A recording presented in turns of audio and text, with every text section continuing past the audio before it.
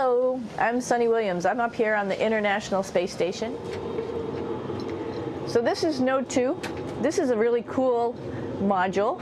Of course, most of these modules you'll see they have 4 sides and they're put together. That way we could sort of work on a flat plane, either a wall, a floor, another wall, or the ceiling. But you know, again, all you have to do is turn yourself and your reference changes. The reason I'm bringing that up is because this is where 4 out of 6 of us sleep. And so people always ask about sleeping in space. Do you lie down? Are you in a bed? Not really, because it doesn't matter. You don't really have the sensation of lying down. You just sit in your sleeping bag. So here's one sleep station right here. I'm going in right now. You can follow me if you want. So I'm inside. It's sort of like a little phone booth, but it's pretty comfy. I've got a sleeping bag right here that we sleep in, so we don't have sort of like a little bit of a cover. We don't fly all over the place. But you know, you can sleep in any orientation. I have it sleeping, feeling like I'm standing up right now, but like you saw, I'm on the floor. But it doesn't matter if I turn over and I sleep upside down. I don't have any sensation in my head that tells me that I'm upside down, so it really doesn't matter. The sleep station is also like a little office. We've got a computer in here. As you can see, we've got a couple little toys. I've got some books. I've got some clothes and other things that make it sort of like home. I'm coming out. And just for reference, that's one sleep station. This one's another. Right here. There's one on the ceiling, if you want to call it. Right here.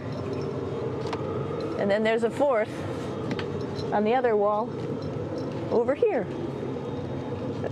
So all of us sleep in a little bit of a circle. All right, come on back. There's more to show you.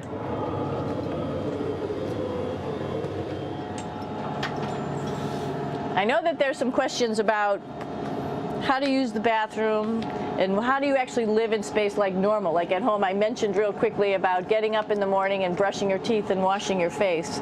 Well, how do you do that? Well, here is the bathroom essentially. You get up in the morning and we have a little kit and it has all the essential things that you need, like your toothbrush and toothpaste and brush. See how much better the brush makes my hair look? I'm just joking. It still stands up straight. It doesn't matter where you are. It's always going to stand up straight while you're up in space. A lot of people ask about toothbrush and toothpaste. So, luckily enough, toothpaste, you can do it upside right this way, is sticky, and so it sticks to your toothbrush. No problem. Another cool thing is that water sticks to your toothbrush too. If you can see it, I'll have some water come out. The water is pretty neat up in space. It'll stick to your toothbrush and it will make a big bubble. And that's just by surface tension. And then you can drink it. So a lot of people ask about what do you do with the toothpaste after you brush your teeth.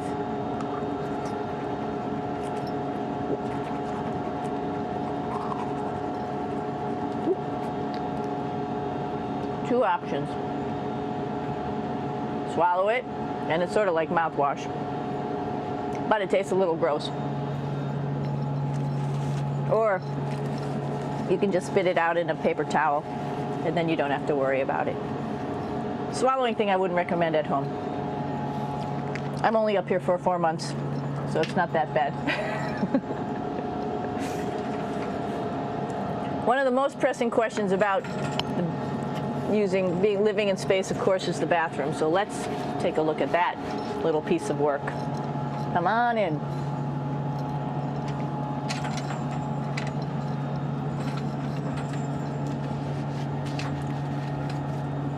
Here we are at the throne. This is awesome. You might see the little You might have noticed the little moon on the outside. This is our orbital outhouse right here.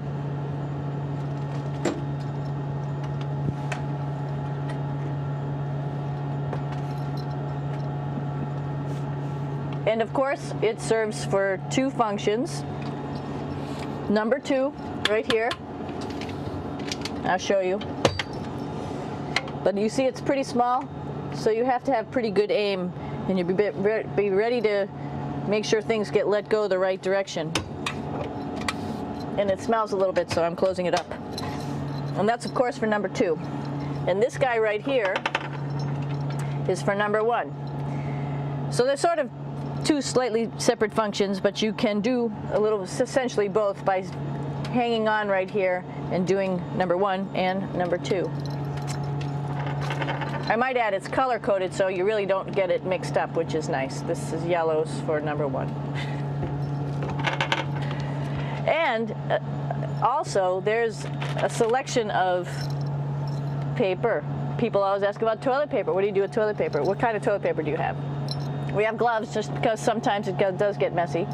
We have some Russian wipes, which are a little bit coarse if you like the coarse type of toilet paper. We have some nice tissues, which are nice and soft if you like soft toilet paper. We have Huggies, just for any cleanup. You know, we were all babies once, and this sort of helps. And then if things get really out of control, we have disinfectant wipes, just to make sure we clean up here. Because, you know, just like the water I showed you, the number one stuff can sort of go all over the place if you don't aim correctly. And did I mention both of these have a little bit of suction, so they should keep things going in the right direction. But like I said, sometimes things get a little out of control if you are out of control yourself flying around. So we have lots of protective stuff. And of course, you do have your privacy. There's a little door, so other people know that you're in there.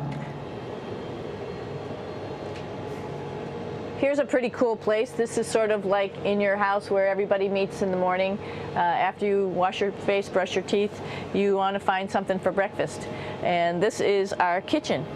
You might notice there's all sorts of foods here. It's like opening the refrigerator. You got all your different stuff that you want to have: drinks, meats, eggs, vegetables, cereals, bread, snacks. And that's a good place. That's where you find all the candy. Side dishes, and then some little power bars just in case. So we have all this type of food. Some of it is dehydrated, and so we have to hydrate it, fill it up with water. Some of it is already made, and then all we have to do is heat it up. So something like this, I'm pulling out barbecued beef brisket. Pretty yummy. Not only is this food made in the US, but we also have food here from Japan. We've got Russian food. As you can see, all these red containers are filled with food that's from Russia. And then we get some of our specialty stuff, some things that we like, some of our favorite stuff that your family can send up. In fact, I like fluffernutters, and so I got sent up some fluff so I could make my fluffernutter with peanut butter. So you have a lot of food up here, no problems. Now, I want to say where we are. So right now, we're in the Japanese laboratory. It's one laboratory out of many here on the International Space Station. It's actually on the left-hand side. If I was International Space Station and I was flying through space like this, my left hand would be where the Japanese laboratory is.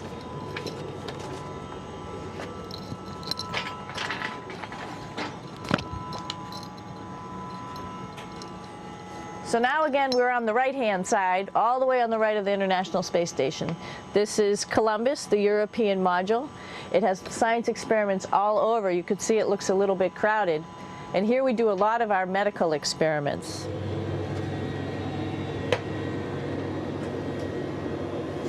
Here we are in the U.S. laboratory. Again, this is a laboratory with science experiments on all of the walls here, all sorts of stuff that we do.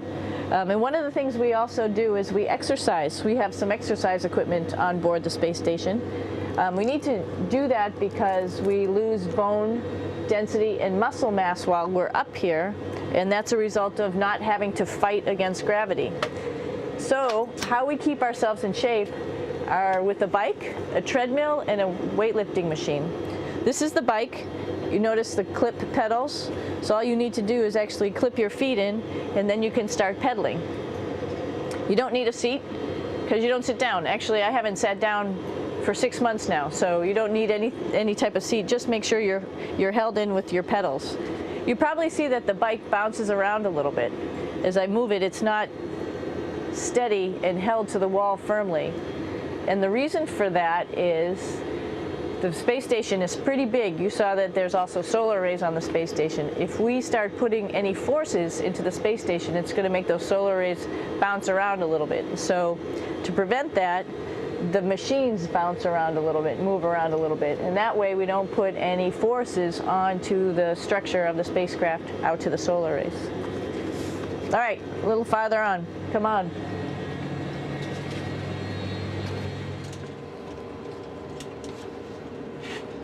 I'm here with my two buddies in the airlock.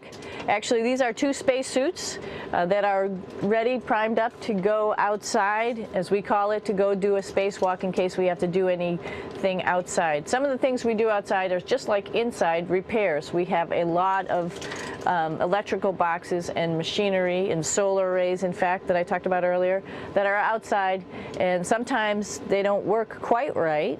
Remember, space is really cold and really hot, and it's also the vacuum of space with no pressure, and so some of the equipment doesn't work well all the time. So we might have to go out and do a spacewalk. Right behind me is actually the hatch that you go out into space, and right now we have it filled up with a couple other spacesuits because we've got 4 of them up here and some of our tools. But right behind here is the hatch in which you actually go right outside into the vacuum of space. The spacesuit is pretty big, as you can see. It's like being a football player. Part of the reason it's so big and bulky is because of this backside, this backpack. It's like going on a hike with a backpack, but the backpack and the suit weighs about 300 pounds. Luckily in space, nothing really weighs anything, so you don't feel that it's so heavy. But we need to have such a big suit because that guy back there is essentially the heart of the spacecraft. I call this actually a spacecraft. It has all the oxygen for you. It has all the carbon dioxide removal system for you. It also has a heating and cooling system to make sure to regulate our body temperatures while we're outside. It also has a computer, so it tells you on a display here if there's anything that's going wrong with the suit, if we're running out of oxygen, if we have too much carbon dioxide, or any type of electrical problem. So it's a pretty awesome little spacecraft, and actually got to go out, use my little spacecraft a couple times, and it worked like a charm. Lucky that it works very nice. You might want to see what the helmet looks like. It's pretty cool too. We don't usually go out like this, so you usually can see when the helmet's open. So you can see what it looks like inside. Somebody's little head would be inside of here. So you can see, you can turn your head all the way around while you're inside of there, but the helmet stays still. So that's determines how far you could see. And it's usually pretty sunny out there, so we have to wear our sunglasses, and this is our sunglasses right here, which make you look pretty cool.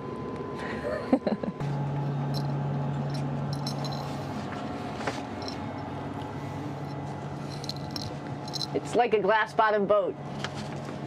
This is the cupola. It sticks down below the space station. It's one of those places you find yourself hanging out in all the time because all you want to do is look back at our planet. I think some questions I had were about what do you do in your free time?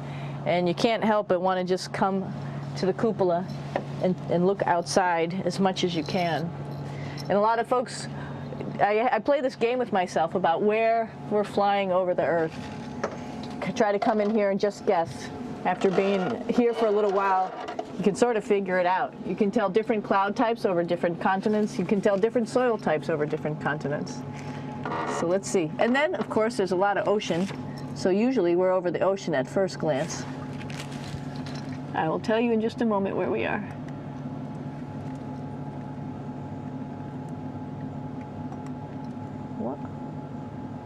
There we go.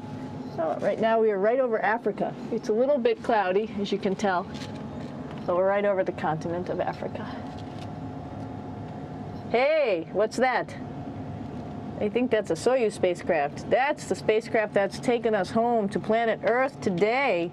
Oh my gosh. We might have to go take a look at that. That's pretty cool. It's a little bit smaller than the rest of the spacecraft, the space station, so you'll see if we go there, it'll be a little bit more crammed. But we're going, you can look all the way back to the back of the spacecraft, which is where the Russian segment is, and then you could look all the way forward to the front of the spacecraft, where the Japanese laboratory, the European laboratory, and the American laboratory are, and then back to the solar arrays where we started in this morning when we were looking out the Japanese window.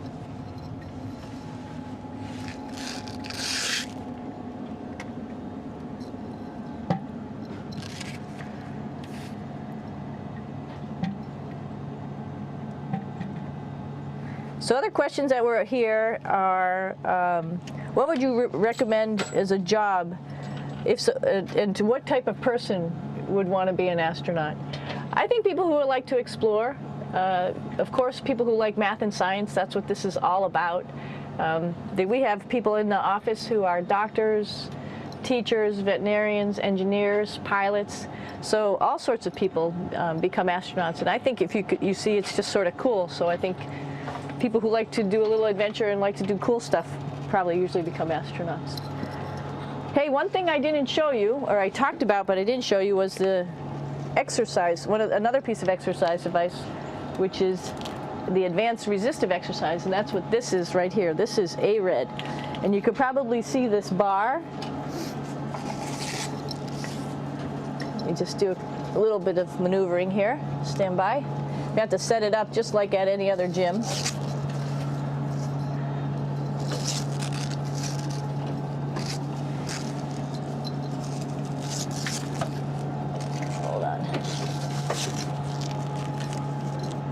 Show you how this works.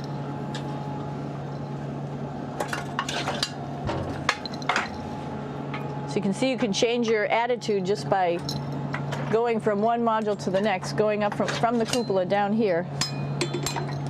This is what we call the ARED, and with this you can lift weights based on vacuum in these cylinders, just like you do at home at a gym. For example, if I wanted to do a squat, I could do it like this. Oops. I should need some weight on this thing. I'm not lifting with anything, so it's too easy. One of the cool things you could do things that you can't do at home. For example, single leg squats with just one leg, because the other leg, you won't fall over. So all sorts of stuff. You can also do bench press. We have a bench that we could add on here, so you can work on your beach muscles.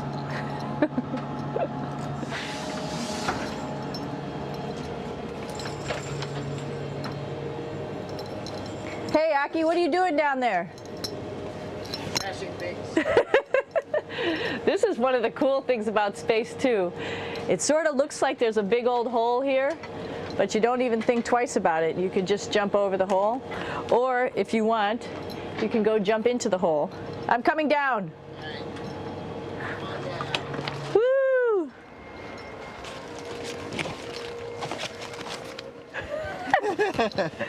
Then you can come right back up again, like Superman. Woo!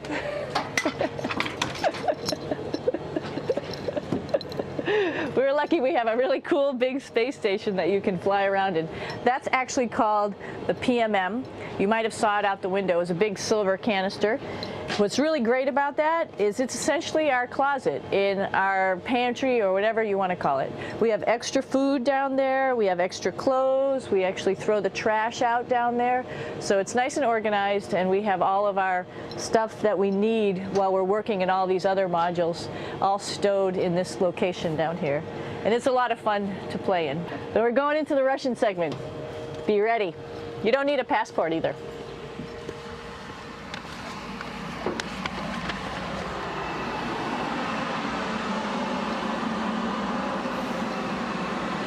It goes a lot farther back than this. We'll go take a trip and say hello to the boys down there in just a minute. Well, let's do that first, actually, and then we'll go down to the Soyuz at the very end. This is Yevgeny. Hi. Doing a little tour.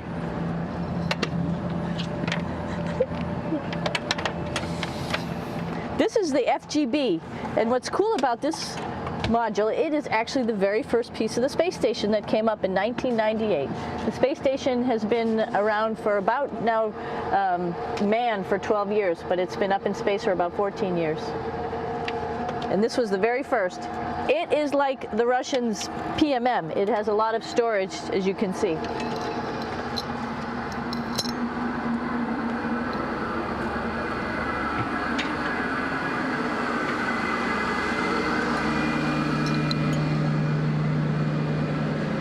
Можно? Снимаем. Чуть-чуть. So here we are in the heart of the space station, really. This is the service module. This is the central post. In case we had any problems, I know a couple of the questions were about what type of things do you have to worry about. And some of the things we have to worry about in space are fire.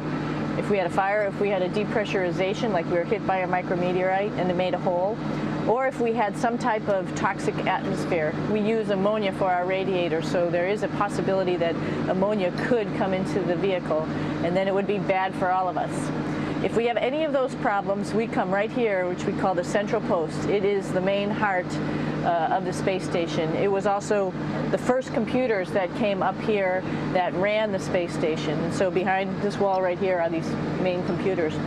So we gather here as a group of 3 or 6 and then figure out how we're going to either fight the fire, patch the hole, or solve the toxic spill.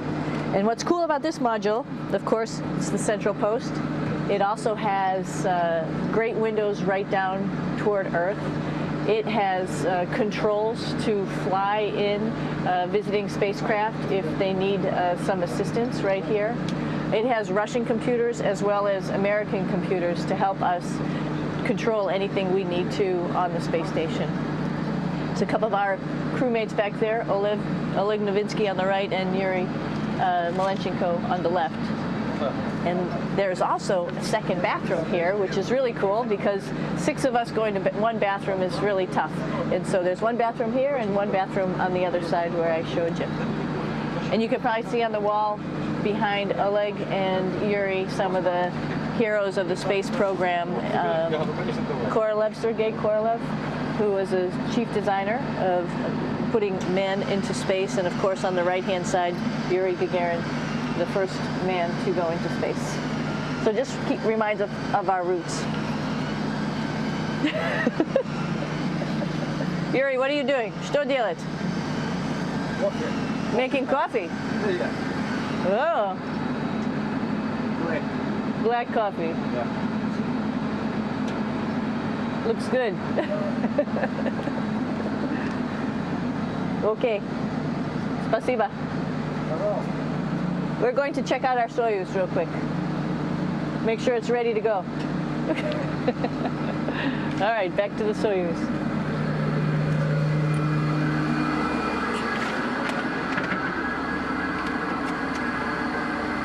I'm gonna stop here just for a quick second. You can see on the Russian spacecraft there's also other modules that stick out, down, and above. Right here is, let's see, I'm trying to be oriented. That's a place where we do spacewalks from for the Russian side. There's Russian spacesuits in here, and also a visiting vehicle which brought fruits and vegetables and becomes a trash container when we undock. Up on this side is also a future place where they're going to do spacewalks from, and connected to it is Kevin's, Oleg's, and Yevgeny's Soyuz spacecraft. And now let's go see ours. Whoa. Извините. No problem. Это пробка.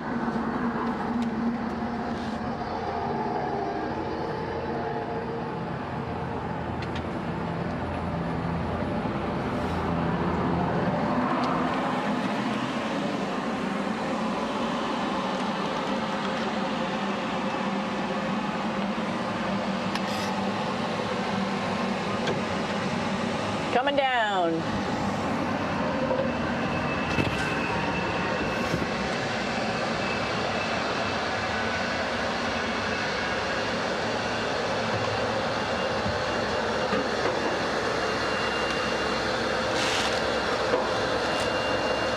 It's a little tricky getting in here.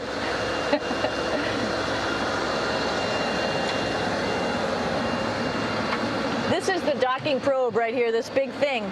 This helps us connect to the spacecraft.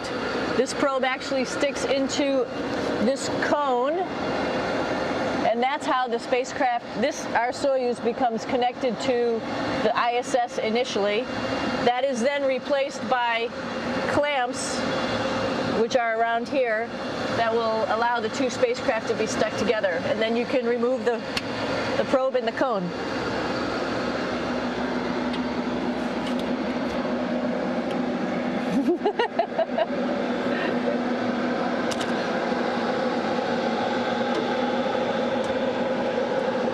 You okay? All right, so here we are in the Soyuz. This is what we call the BEO, the living compartment, Bitovoy Otsek in Russian. It also has a little bathroom. It's not as good as the other bathrooms, so we try not to use it too much. It has drinking water in it if we need something to drink. And then, of course, it's filled up with a lot of cargo for us. Bringing up and also bringing back down. It has a second purpose when it comes back to Earth. It serves as a garbage container. During the descent, we'll get rid of this area right here, and everything that's in it will just burn up as it's coming into the atmosphere. So that way we can get rid of a little bit of trash. But the main area where we were on launch and where we're going to be on descent is down here, because we're not part of the trash. So we're in a safe place. So we're in the descent module, SA. It's a little small, but you can get in.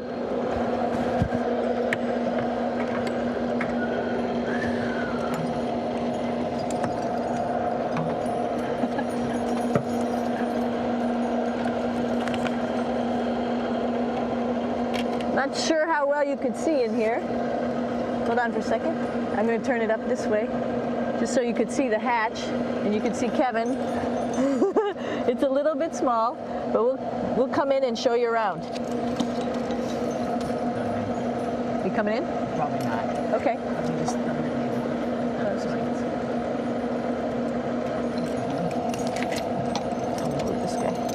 Got to move a couple things. We were just starting to get ready. We're preparing a couple days ago for our ride home. It's a little bit squishy, but everybody asks, how do you sit in the Soyuz? And you sort of sit in your seat like this.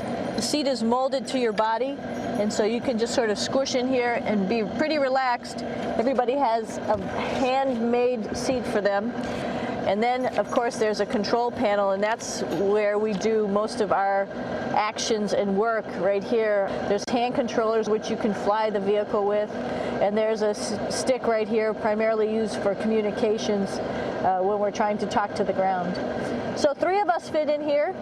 Like I said, it's a little squishy, but somehow it seems like we all managed to get in here and fit pretty well, and it's a pretty safe ride home. You're probably wondering, what's all this junk behind us?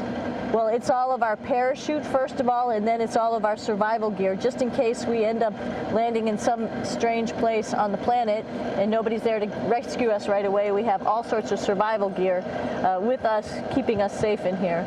So they've pretty much thought of everything. And we'll be home on the planet within the next 12 hours. Pretty shocking.